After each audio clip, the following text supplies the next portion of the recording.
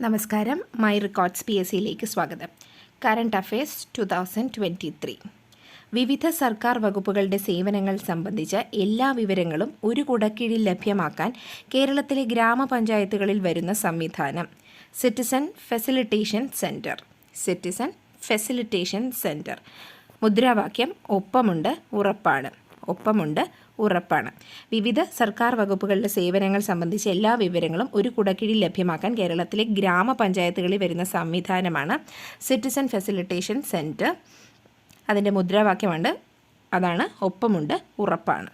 2023 പ്രവാസി ഭാരതീയ പുരസ്കാരത്തിന് അർഹത നേടിയ മലയാളികൾ: ഡോക്ടർ അലക്സാണ്ടർ മാളിയേക്കൽ ആരോഗ്യം, രാജേഷ് സുബ്രഹ്മണ്യം, സിദ്ധാർത്ഥ് ബാലചന്ദ്രൻ വ്യവസായം.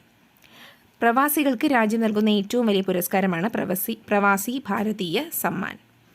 2022 ഓടക്കുഴൽ അവാർഡ് ജേതാവ് അംബിക സുധൻ മങ്ങാട്. കൃതി പ്രാണവായു. ദേശീയ വനിതാ ശാസ്ത്ര കോൺഗ്രസിൽ മുൻകാല വനിതാ ശാസ്ത്ര പ്രതിഭകളെ ആദരിക്കാനായി ഒരുക്കിയ ഹാൾ ഓഫ് ഫെയിമിൽ ഇടം നേടിയ മലയാളി വനിതകൾ: ഡോക്ടർ മേരി പുന്നൻ ലൂക്കോസ്. തിരുവിതാംകൂറിൽ സർജൻ ജനറലായ ആദ്യ വനിതയും നിയമസഭാംഗമായ ആദ്യത്തെ വനിതയുമാണ് ഡോക്ടർ മേരി പുന്നൻ ലൂക്കോസ്. ഡോക്ടർ ജാനകി അമ്മാൾ, ഇന്ത്യയിലെ ആദ്യത്തെ സസ്യശാസ്ത്രജ്ഞ. അന്ന മാണി, ഇന്ത്യയുടെ വെതർ വുമൺ എന്നറിയപ്പെടുന്നു. കാലാവസ്ഥാ വകുപ്പിൻ്റെ ഡെപ്യൂട്ടി ഡയറക്ടർ ജനറലായിരുന്നു. കേരള നിയമസഭാ ലൈബ്രറിയുടെ ശതാബ്ദി ആഘോഷങ്ങളുടെ ഭാഗമായി മലയാള സാഹിത്യത്തിന് സമഗ്ര സംഭാവന നൽകിയ വ്യക്തിക്ക് നൽകുന്ന നിയമസഭാ ലൈബ്രറി അവാർഡ് നേടിയത് ടി പത്മനാഭൻ.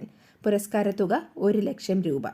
അപ്പോൾ നിയമസഭ ലൈബ്രറി അവാർഡ് നേടിയത് ടി പത്മനാഭനാണ്. പുരസ്കാരം 1,00,000 രൂപ.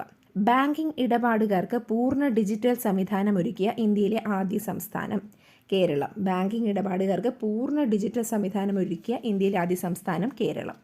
ഇന്ത്യയിൽ പാസ്പോർട്ട് ഉടമകളുടെ എണ്ണത്തിൽ 3-ാം സ്ഥാനത്തുള്ള ജില്ല മലപ്പുറം. ഇന്ത്യയിൽ പാസ്പോർട്ട് ഉടമകളുടെ എണ്ണത്തിൽ 3-ാം സ്ഥാനത്തുള്ള ജില്ല മലപ്പുറമാണ്. 1-ാം സ്ഥാനം മുംബൈക്കും 2-ാം സ്ഥാനം ബംഗളൂരുവിനുമാണ്. 61ാമത് സംസ്ഥാന സ്കൂൾ കലോത്സവത്തിലെ ജേതാക്കളായ ജില്ല കോഴിക്കോട്. 2-ാം സ്ഥാനം പാലക്കാട്, കണ്ണൂർ. 3-ാം സ്ഥാനം തൃശ്ശൂരിന്. വേദി കോഴിക്കോട് തന്നെയായിരുന്നു. 61ാമത് സംസ്ഥാന സ്കൂൾ കലോത്സവത്തിൻ്റെ ജേതാക്കൾ കോഴിക്കോട്, വേദി കോഴിക്കോട് തന്നെയായിരുന്നു. 2-ാം സ്ഥാനത്ത് വന്നത് പാലക്കാടും കണ്ണൂരും. 3-ാം സ്ഥാനം തൃശ്ശൂർ. 2023 അക്ബർ കക്കട്ടിൽ പുരസ്കാര ജേതാവ് സുഭാഷ് ചന്ദ്രൻ. കൃതി സമുദ്രശില.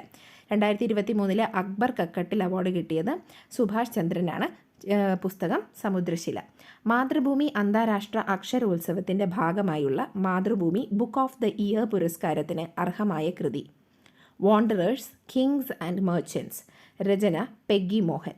Mathrubhumi book of the year പുരസ്കാരം കിട്ടിയത് വാണ്ടറേഴ്സ്, കിങ്സ് ആൻഡ് മെർച്ചൻസ്.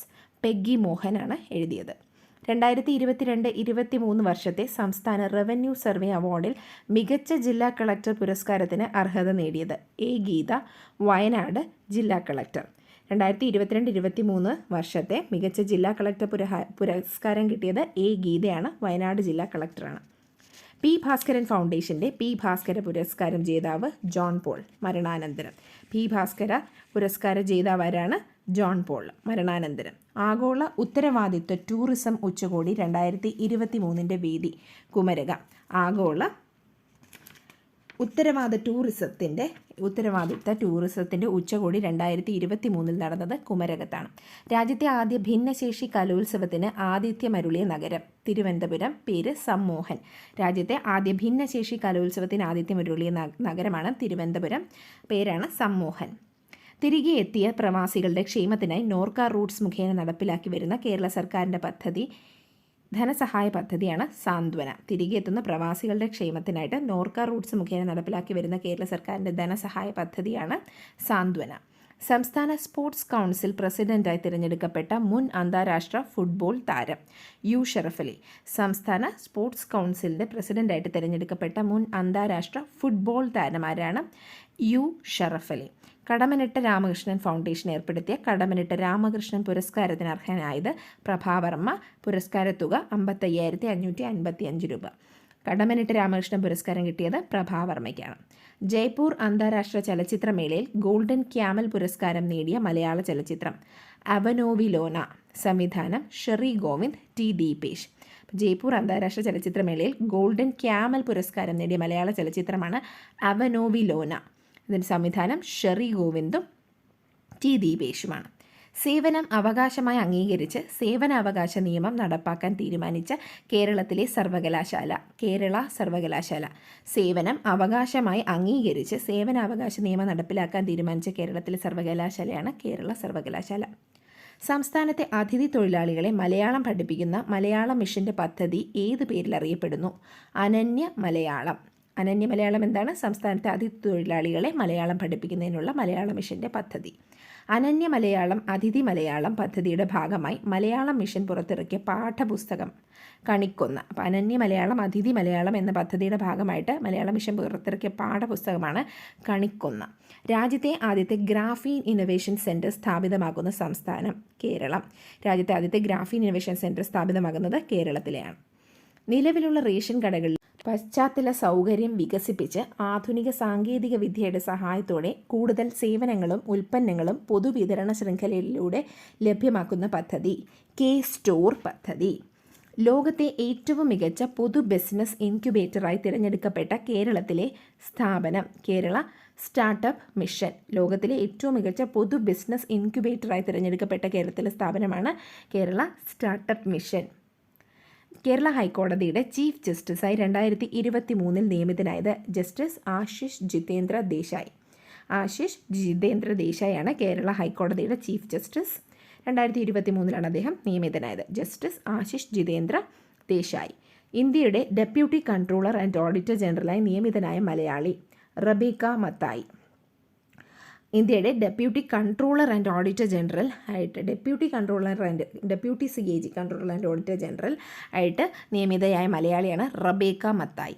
ഇന്ത്യയിലെ ആദ്യത്തെ 3ാം തലമുറ ഡിജിറ്റൽ സയൻസ് പാർക്ക് നിലവിൽ വരുന്നത് എവിടെ? പള്ളിപ്പുറം, തിരുവനന്തപുരം.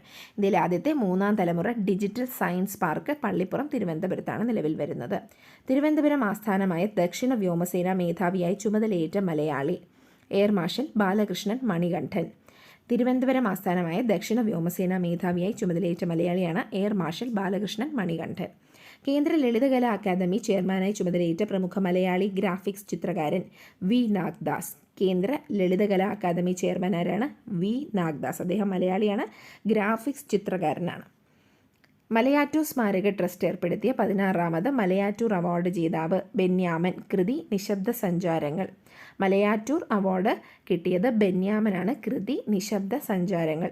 ശ്രദ്ധേയരായ യുവ എഴുത്തുകാർക്കുള്ള മലയാറ്റൂർ പ്രൈസ് ജേതാവ് VK ദീപ. കൃതി വുമൺ ഈറ്റേഴ്സ്. യുവ എഴുത്തുകാർക്കുള്ള മലയാറ്റൂർ പ്രൈസ് കിട്ടിയത് VK ദീപയ്ക്കാണ്. കൃതി ഏതാണ്? Women eaters. ദേശീയ ഗ്രാമീണ തൊഴിലുറപ്പ് പദ്ധതിയുടെ ദിവസവേതനം കേരളത്തിൽ എത്ര രൂപയാണ് വർദ്ധിപ്പിച്ചത്? 333 രൂപയാണ് ഇപ്പോൾ കേരളത്തിലെ തൊഴിലുറപ്പ് വേതനമായിട്ട് കിട്ടുന്നത്. പഴയ നിരക്ക് 311 രൂപയായിരുന്നു. രാജ്യാന്തര ബാഡ്മിൻ്റൺ വേൾഡ് ഫെഡറേഷൻ റഫറിയാകുന്ന ആദ്യ മലയാളി ജയശ്രീ നായർ. കോട്ടയത്തെ ജയശ്രീ നായരാണ് രാജ്യാന്തര ബാഡ്മിൻ്റൺ വേൾഡ് ഫെഡറേഷൻ്റെ റഫറിയാകുന്ന ആദ്യ മലയാളി. സ്ത്രീ സുരക്ഷയ്ക്കായി കേരള പോലീസ് തയ്യാറാക്കിയ ആപ്പ് നിർഭയം. സ്ത്രീ സുരക്ഷയ്ക്കായിട്ട് കേരള പോലീസ് തയ്യാറാക്കിയ ആപ്പാണ് നിർഭയം. പ്രശസ്ത കവി വിഷ്ണുനാരായണൻ നമ്പൂതിരിയുടെ സ്മരണാർത്ഥം വൈഷ്ണവം ട്രസ്റ്റ് ഏർപ്പെടുത്തുന്ന 2ാമത്തെ വൈഷ്ണവം സാഹിത്യ പുരസ്കാര ജേതാവ് C രാധാകൃഷ്ണൻ. പുരസ്കാരത്തുക 1,11,111 രൂപ. അപ്പോൾ എന്താണ്? വിഷ്ണുനാരായണൻ നമ്പൂതിരിയുടെ സ്മരണാർത്ഥം ഏർപ്പെടുത്തുന്ന 2ാമത് വൈഷ്ണവം സാഹിത്യ പുരസ്കാര ജേതാവ് C രാധാകൃഷ്ണനാണ്.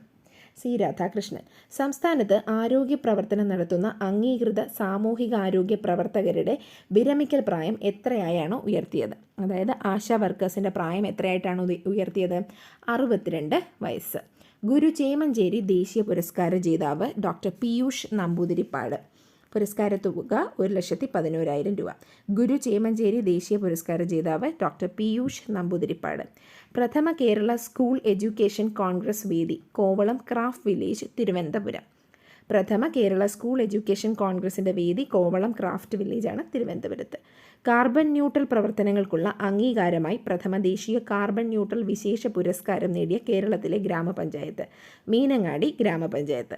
ദേശീയ കാർബൺ ന്യൂട്രൽ വിശേഷ പുരസ്കാരം നേടിയത് മീനങ്ങാടി ഗ്രാമപഞ്ചായത്ത് ആണ്. കർണാടക നിയമസഭാ സ്പീക്കർ സ്ഥാനത്തെത്തിയ ആദ്യ മലയാളി UT ഖാദർ. കർണാടക നിയമസഭാ സ്പീക്കർ സ്ഥാനത്തെത്തിയ ആദ്യ മലയാളിയാണ് UT ഖാദർ. ജപ്പാനിലെ നിവാനോ ഫൗണ്ടേഷൻ്റെ ഏർപ്പെടുത്തിയ നിവാനോ പീസ് ഫൗണ്ടേഷൻ പുരസ്കാരത്തിന് അർഹനായ മലയാളി രാജഗോപാൽ PV. ഏകതാ പരിഷത്ത് സ്ഥാപകനും ഗാന്ധിയനുമായ രാജഗോപാൽ PVക്കാണ് നിവാനോ പീസ് ഫൗണ്ടേഷൻ പുരസ്കാരം. ജപ്പാൻ്റെ നോബൽ എന്നറിയപ്പെടുന്ന പുരസ്കാരമാണിത്. ഏതാണ്? നിവാനോ പീസ് ഫൗണ്ടേഷൻ പുരസ്കാരം. അത് ജപ്പാൻ്റെ നോബൽ എന്നാണ് അറിയപ്പെടുന്നത്. KR നാരായണൻ ഫിലിം ഇൻസ്റ്റിറ്റ്യൂട്ടിൻ്റെ ചെയർമാനായി നിയമിതനായ വിഖ്യാത ചലച്ചിത്രകാരൻ സയ്യിദ് അക്തർ മിർസ. രജത ജൂബിലി നിറവിലെത്തിയ കുടുംബശ്രീയുടെ സ്ഥാപക ദിനം കുടുംബശ്രീ ദിനമായി ആചരിക്കാൻ സർക്കാർ തീരുമാനിച്ചു. ഏത് ദിവസമാണ് കുടുംബശ്രീ ദിനം? മെയ് 17. കുടുംബശ്രീ ദിനം മെയ് 17. തിരുവനന്തപുരം ജില്ലയുടെ ഔട്ടർ റിംഗ് റോഡ് ഇനി ഏത് പേരിൽ അറിയപ്പെടും? NH 866. 77 കിലോമീറ്റർ ദൂരമുള്ള ഔട്ടർ റിംഗ് റോഡിന് കേന്ദ്ര ഉപരിതല ഗതാഗത മന്ത്രാലയം ദേശീയ പാതാ പദവി നൽകി. അപ്പോൾ അതറിയപ്പെടുന്നത് ഇനി ഔട്ടർ റിംഗ് റോഡ് തിരുവനന്തപുരത്തെ അറിയപ്പെടുന്നത് NH 866 എന്നായിരിക്കും.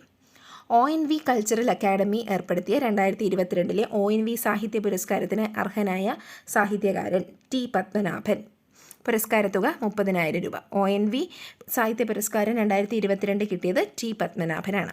തിരുവനന്തപുരത്ത് നടന്ന 27ാമത് രാജ്യാന്തര ചലച്ചിത്രമേളയിൽ മികച്ച ചിത്രത്തിനുള്ള സുവർണ ചകോരത്തിന് അർഹമായ സിനിമ ഉദമ.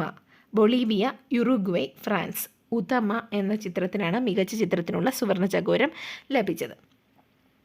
ഇന്നത്തെ വീഡിയോ ഇവിടെ തീരുന്നു. ഈ വീഡിയോ നിങ്ങൾക്ക് ഇഷ്ടപ്പെട്ടെങ്കിൽ ലൈക്ക് ചെയ്യുക, ഷെയർ ചെയ്യുക, സബ്സ്ക്രൈബ് ചെയ്യുക. Thank you for watching.